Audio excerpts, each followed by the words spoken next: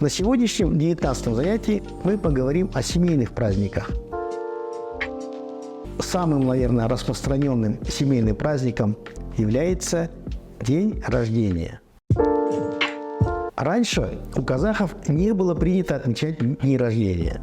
Наши предки жили по так называемому восточному календарю, который предусматривает не развитие времени прямолинейно, а по спирали, каждый виток которой равняется 12 годам.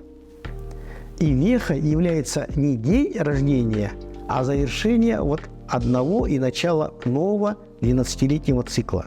В казахском 12-летнем цикле годы носят названия следующих животных. Пока вы находите взглядом в таблице интересующие вас годы, я расскажу казахскую притчу о том, почему 12-летний животный цикл начинается с мыши. Животные всю ночь спорили о том, с кого начнется первый год. И наконец решили, что первый, увидевший восход солнца, получит первый год. Особенно обрадовался такому решению верблюд, который надеялся на свой высокий рост. С приближением рассвета все животные повернулись на восток и стали ждать восхода. Как вдруг с удивлением услышали писк мыши: «Солнце, солнце!». Оказалось, что мышь кричит с головы верблюда, на которую она незаметно взобралась. Верблюд в бешенстве сбросил мышь и хотел растоптать, но хитрая мышь спряталась в куче золы. Таким образом, первый год отдали мыши, а верблюду года не досталось, и поэтому верблюд не имеет своего года. И как увидит золу, начинает обязательно кататься по ней, чтобы раздавить ненавистную мышь. По поводу этой легенды у казахов есть пословица «Тию бойна сеніп, жылдан құралған». Жизнь представляется чередой 12-летних циклов, каждый из которых является определенной возрастной ступенью. Традиционно считается, что год перехода из одного цикла в другой является опасным, что в этот год нужно быть особенно осторожным, а выйдя из него, нужно отметить, например, подарив свою любимую одежду лучшему другу или подруге. Сроки входа в новый мужчин и выхода из него имеют разночтения. Как, впрочем, и все, что касается специфических казахских вещей. Есть мнение, что в 36 входит мужчель, а в 37 выходит. Но ведь, когда человеку исполняется 36, он входит в свой год, год своего животного. И я лично согласен с мнением многих исследователей и этнографов, что мужчель, как опасный возраст, не может приходиться на собственный год. А опасность представляет собой первый год нового жизненного цикла. То есть критическими для человека являются годы его жизни, являющиеся первым годом его нового жизненного цикла.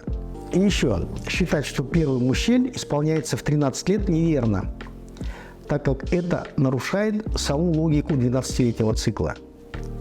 На самом деле цифра 13, она означает, что первый внутриутробный год жизни человека, от зачатия до его появления, эти 9 месяцев, также засчитывается, и поэтому первый мужчель человека – это 12 календарных лет. И они завершают его первый 12-летний цикл детства. А первый год начала нового цикла юности, возраст с 13 лет до 14, считается критичным, поскольку в этом возрасте человек переходит из детства к отрочеству, к юности, так сказать. И еще, если позволите, есть мнение, что входом в мужчин-жаз нужно считать Наурус, предшествующий дню рождения. Я думаю, что это действительно актуально было в старину, когда говорили, что родился когда сено косили. И поэтому считали мужчель для всех детей одного года рождения. Не было точной даты. Но сейчас, когда мы точно знаем день и даже зачастую время суток своего рождения, каждый рождается под своей звездой, и поэтому необходимости привязываться всем к одному дню нет. У каждого из нас своя судьба, свой график. Поздравительный спич с днем рождения может звучать так. Сені туған күніңмен құттықтаймын. бақытты бол, мықты денсаулық, зор бақыт, қажымас қайрат тілеймін. Қызметіңде де, жеке өміріңде де табысты болуыңа тілектеспін. Алдағы мақсатың мен аңсаған арманыңа жете бер. Жыл сайын ағайын туыс, бауырлар жиналып, сенің туған күніңді тойлай берейік. В Казахстане сейчас стало принято праздновать юбилей свадеб. И эта новая традиция хорошо прижилась в семейной жизни. Ведь женщины так любят получать подарки. Существует много разных юбилеев свадеб, каждый из которых имеет свое название и символику. Особенно большим размахом празднуют золотую свадьбу, отмечая 50-летие супружеской жизни. Ведь этот юбилей символизирует прочность и ценность брака, подобную золоту. Это яркое и эмоциональное событие. Спич поздравления с серебряной и золотой свадьбами можно построить по следующей схеме. Күміс, алтын тойға жеткен бар, жетпегенде бар. Күміс, алтын тойға аман есен жету үшін ер мінезі төзімді темір, зайып мінезі алтын болуы шарт. Дәл осындай қарқынмен тамаша қасиеттеріңді сарқып алмай, алтын тойларыңа жетулеріңе тілектеспіз. Төрдегі алтын адамдарымыз аман болсын. Алтын той межесі сіздерді гауһар тойға жетелей берсін. Бәріміз де алтын тойға жетейік. Аузашар или ифтар по-арабски – это время, когда мусульманам, постящимся во время Рамазана, разрешается есть после захода солнца. Во время Рамазан верующие мусульмане стараются делать больше благих дел. Одним из таких богоугодное дело является аузашар биру – приглашение на разговение. В качестве учебного спича осмелюсь предложить свою небольшую речь, которую я подготовил в свое время, когда меня пригласили на Аузашар. Өмір күрес деген сөз бар. Мен бұрын осыны өмірде, спортта, оқуда, бизнесте өз несібемді алу үшін күрес деп ойлайтынмын. Енді түсіндім. Өмір бұл адамның өз-өзімен күресуі, өз нәпсі құмарлығымен, қатыгездігімен, көре алмаушылығымен, қызғаншақтығымен, атақ құмарлығымен бірінші орынға қайырымдылық, мейірімділік, сабырлық, кешірімділік, шүкіршілік, еңбекқорлық шығару үшін күрес. Рамадан айындағы құлшылық, ғибадаттарымыз қабыл болсын. Халқымыздың ынтымақ бірлігі артып, ырыс несібі молайсын. Ораза айт – это древний и один из главных мусульманских праздников. Қасиетті айттан, айтқа аман есен жете берейік. Ниет еткен тілектеріңіз қабыл болсын. Осындай асыл мейрамда Алладан рахым шапағат келсін. Айт мерекесі құтты болсын. Так, разбор грамматики на примере фразы айт мерекесі құтты болсын. Так, слово айт – это праздник. Айт, мы знаем его. Мереки – это слово праздник. Мереки.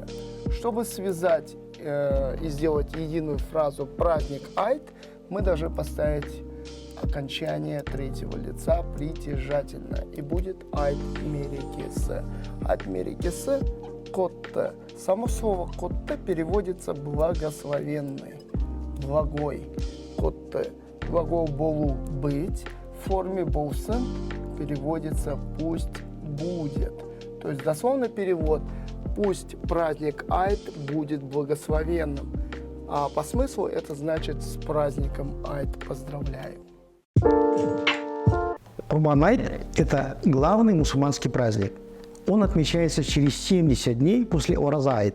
Сам праздник длится 3 дня, совпадающими с днями завершения мусульманского хаджа в Святую Мекку, и является его кульминацией. В Курбан айт каждый мусульманин, которому это по силам, обязан Курбан шалу принести жертву. Курбан шалу. Поздравление с Курбан айт может звучать так. Құрбан айт күллі мұсылманның ең ұлық мейрамы. Ренжіскен, кешіріп, ажырасқан татуласып, Алла жолына құрбандық шалынып, зікірлер айтылып, садақалар берілетін бауырмалдықты арттыратын Құрбан айт мерекесі құтты болсын.